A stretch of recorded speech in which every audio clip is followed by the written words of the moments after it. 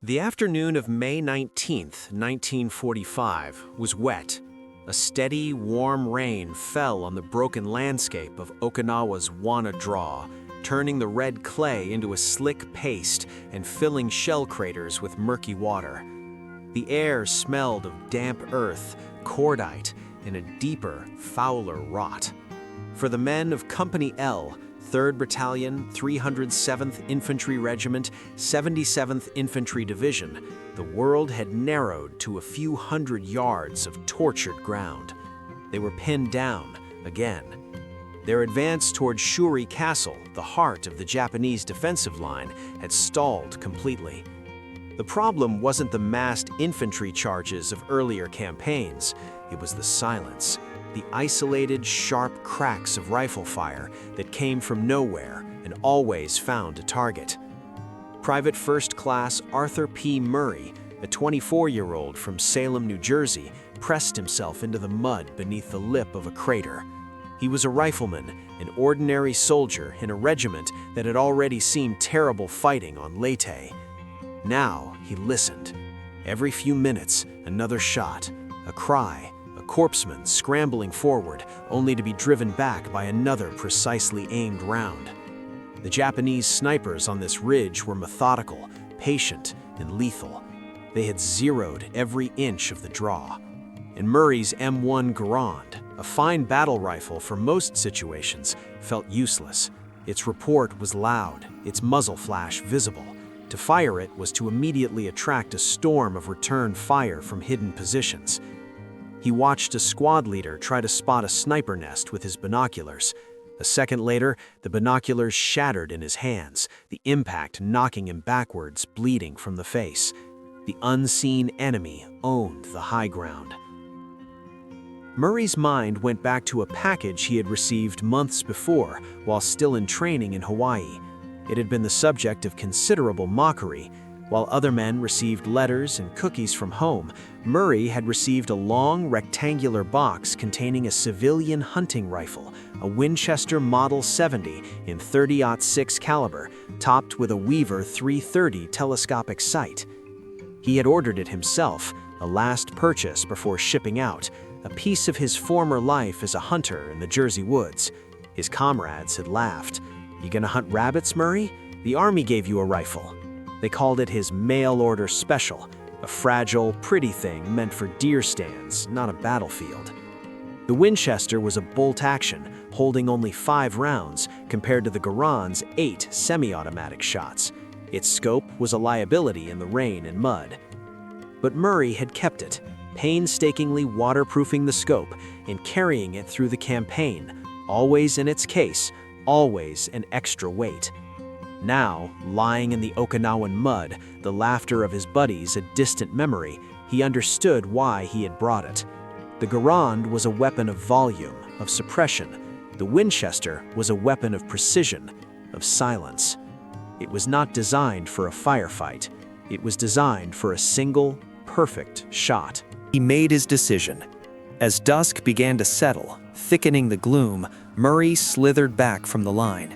He found his platoon leader, Lieutenant James Harris, who was coordinating with a near-constant crackle of static on his radio. "Sir," Murray said, his voice low, "I need to get up on that ridge, flanking with my own rifle." Harris, his face drawn with exhaustion and the strain of mounting casualties, looked at him. He knew Murray was a quiet man, not given to boasts. He had also seen the strange rifle in its case. "What's your plan, Murray?" "They're in the caves and spider holes, sir, looking down our throats.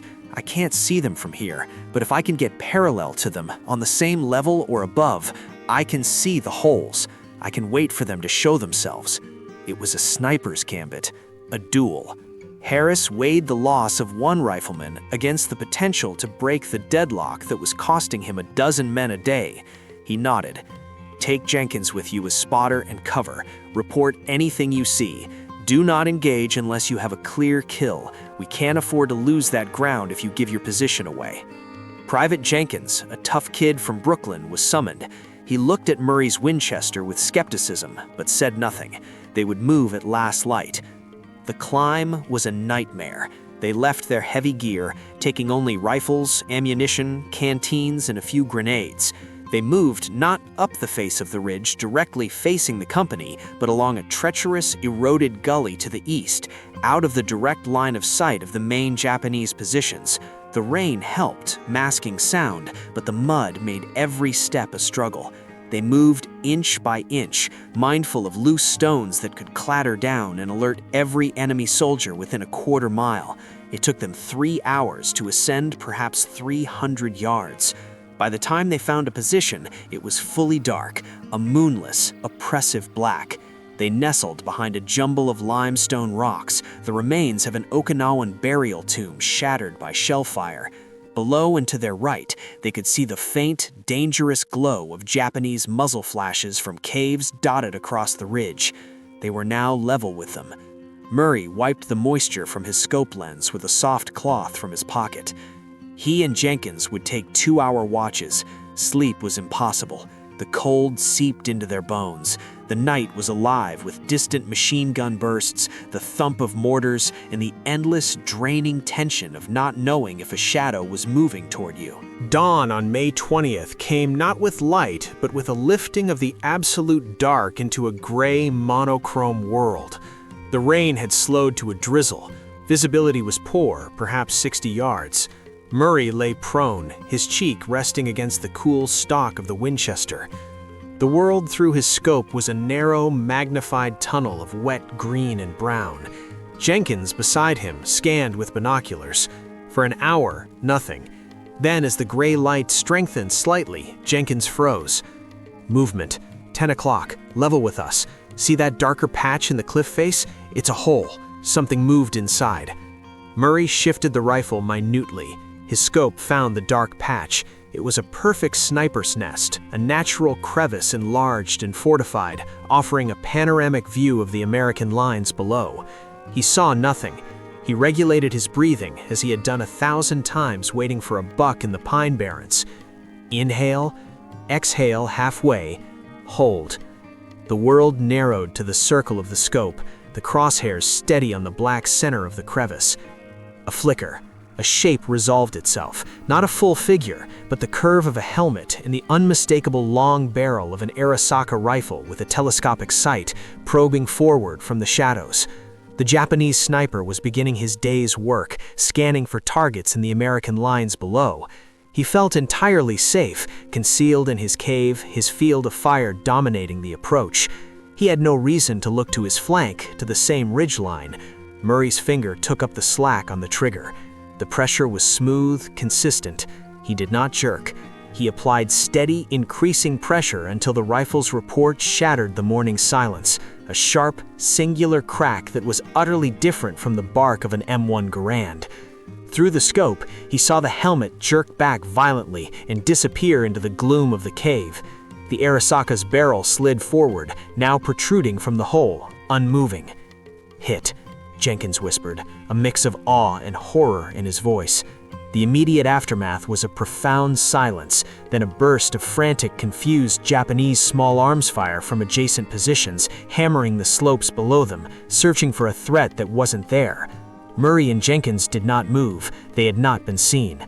The shot had come from an unexpected angle, its origin lost in the complex acoustics of the ridge. This was the pattern. Over the next 4 days, Arthur Murray ceased to be a standard infantryman. He became a hunter operating in a lethal wilderness. He and Jenkins would change positions after every kill, sometimes moving only 50 yards, sometimes crawling for an hour to gain a new angle. Murray's methodology was simple, patient, and ruthless.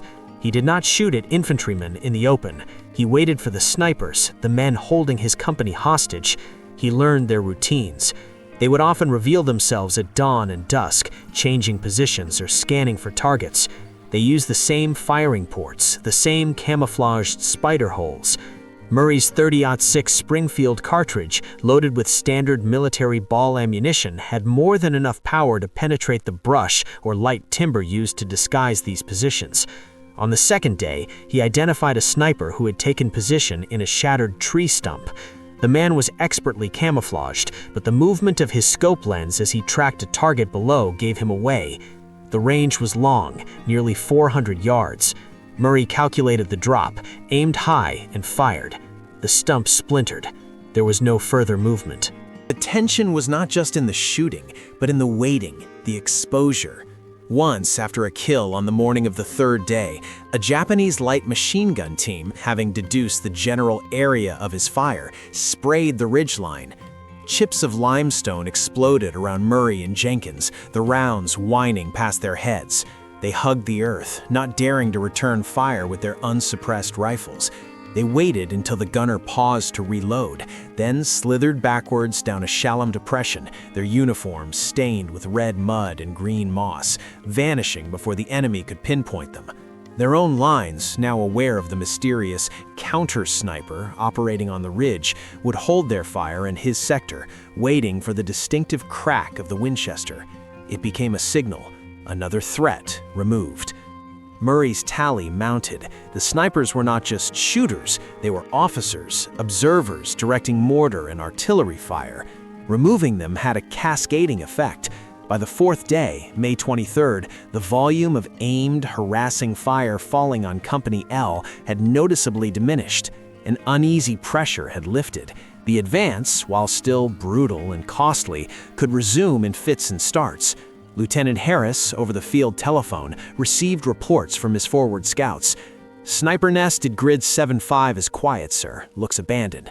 We can see a body in that cave on the left spur." Harris knew who was responsible. When Murray and Jenkins finally descended from the ridge, exhausted, hollow-eyed, and caked in filth, they were met not with mockery, but with a silent, palpable respect. Murray simply reported to Harris, "11 confirmed, sir. All snipers or observers." He did not elaborate.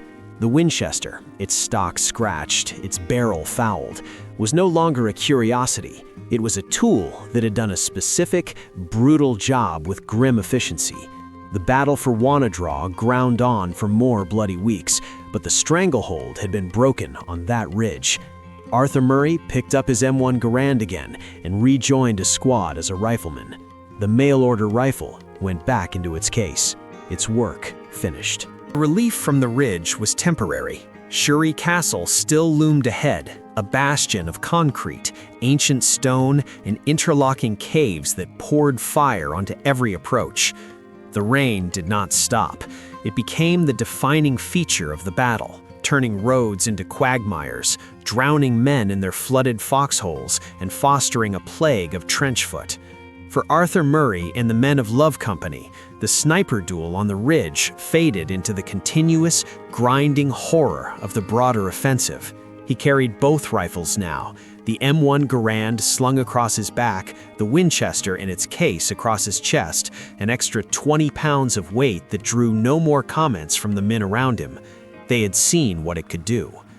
On May 25th, the company was ordered to assault a low hill designated Sugarloaf by American maps. It was not a single hill, but a complex of 3 mutually supporting positions: Sugarloaf, Half Moon, and Horseshoe. Japanese artillery observers on Shuri had the entire complex zeroed. The attack began at 0730, a coordinated push across open ground churned into a moonscape by naval gunfire and aerial bombs. It made no difference. The moment the men left their lines of departure, the world erupted.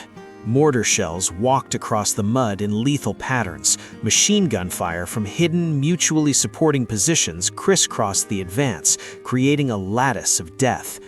Murray moved with his squad, firing his Garand at fleeting shadows in cave openings, throwing grenades into spider holes. The tactical precision of his sniping days was gone, replaced by the brute, chaotic struggle of close-quarters combat.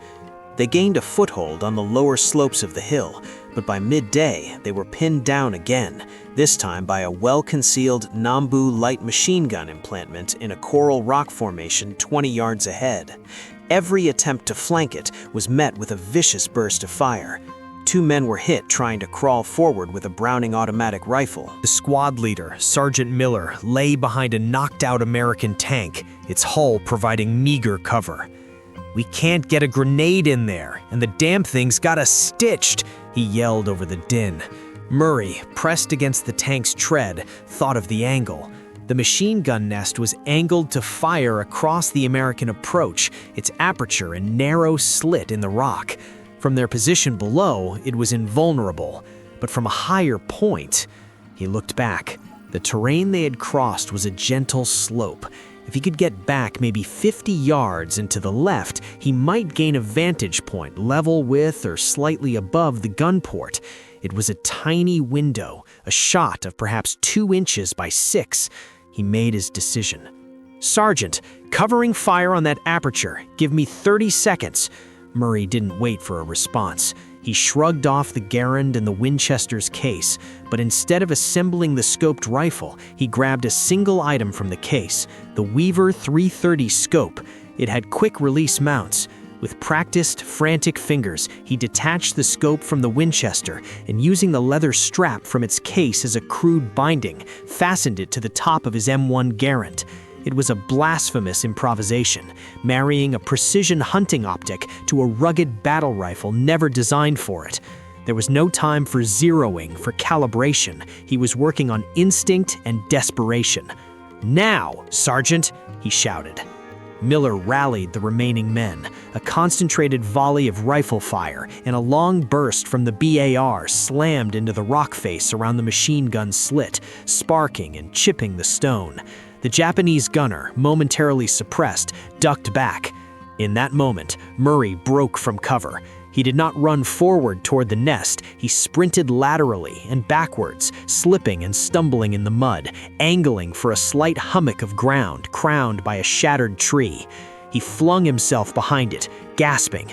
He was now perhaps 70 yards from the nest, but 5 yards higher in elevation. He brought the Garand up, the unfamiliar scope blurry before his eye. He twisted the eyepiece, the world snapping into a stark, magnified view. He could see the dark slit in the rock.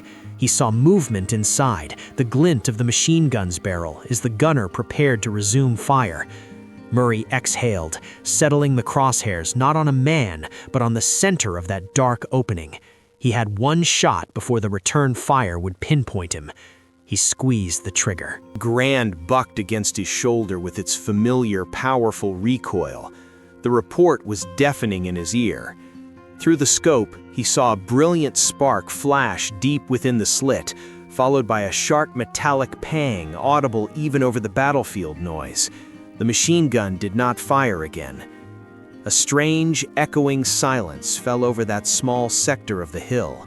A moment later, a single Japanese soldier stumbled out of a hidden entrance to the side of the nest, clutching his face, and was cut down by a burst from the BAR. The position was neutralized. Murray slid down behind the tree, his hands shaking. He had used the tool at hand to solve an immediate lethal problem. The scope came off the Garand and went back into his pocket.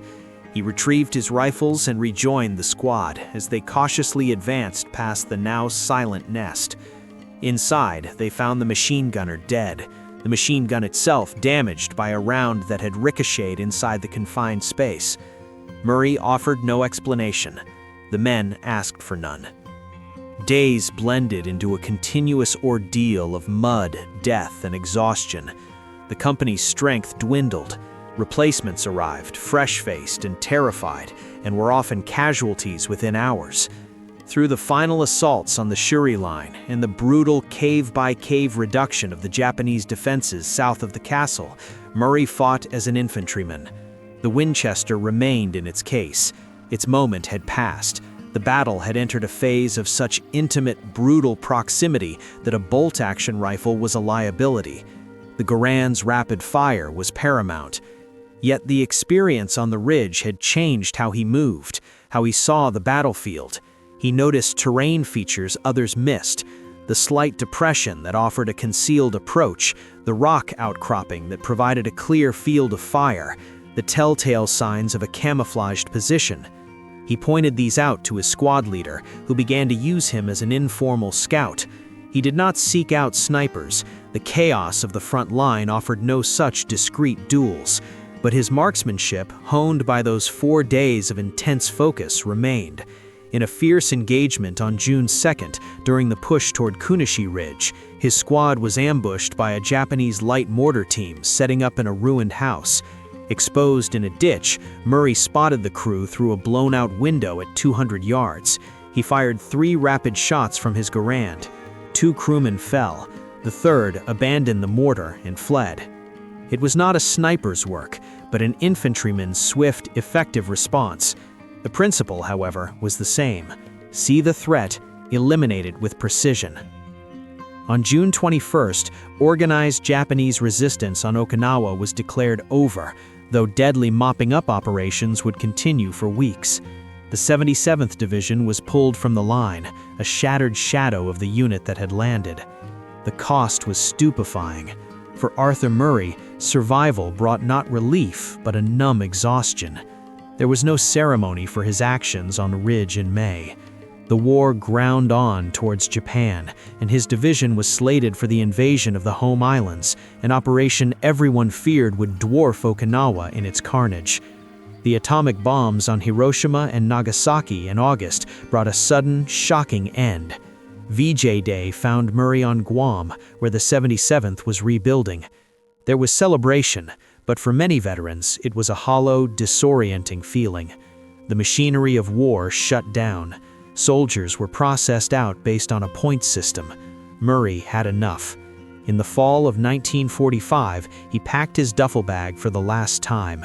Inside, carefully wrapped in an oilcloth, was the Winchester Model 70, its stock scarred by limestone and coral, its barrel carrying the invisible memory of 11 precise shots in a rainy hell.